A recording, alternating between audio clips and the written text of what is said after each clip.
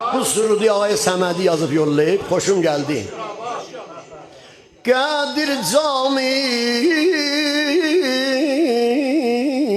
dolubdi, xəsmin gülü solubdi, Əli dosti sövünüb, düşmanı kör olubdi.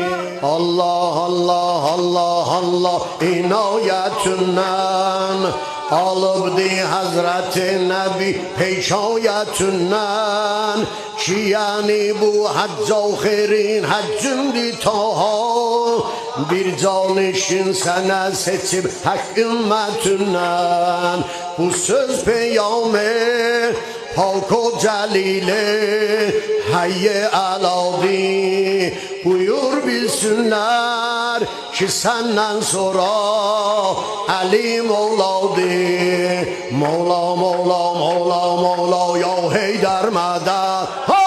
Mevla, Mevla, Mevla, Mevla ya Heydar medet.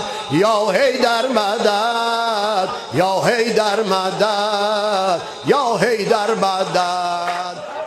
Ey aşıqan Hazreti Hayy Təbarək, xoş səslə gülşəndə gəzər oxur təkavək.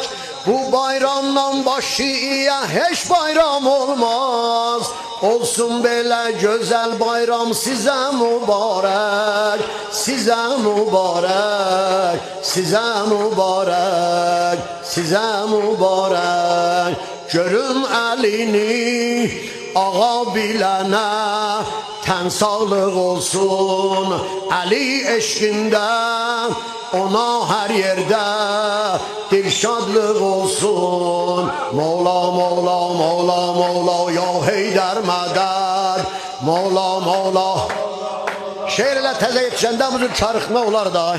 Ya Heydər mədəd, ya Heydər mədəd, ya Əli yəl Murtəza, ya Əli yəl Murtəza, adındı müşkil quşa aşiqlərindən himayət eylə, bizə bayramlıq inayət eylə. Əhsən ağayı Səmədi sənə bu şeiri yazdın, yolladın mənə. Mevla, Mevla, Mevla, Mevla ya Heydər mədəd. Mevla, Mevla, Mevla, Mevla ya Heydər mədəd. Ya Heydər mədəd.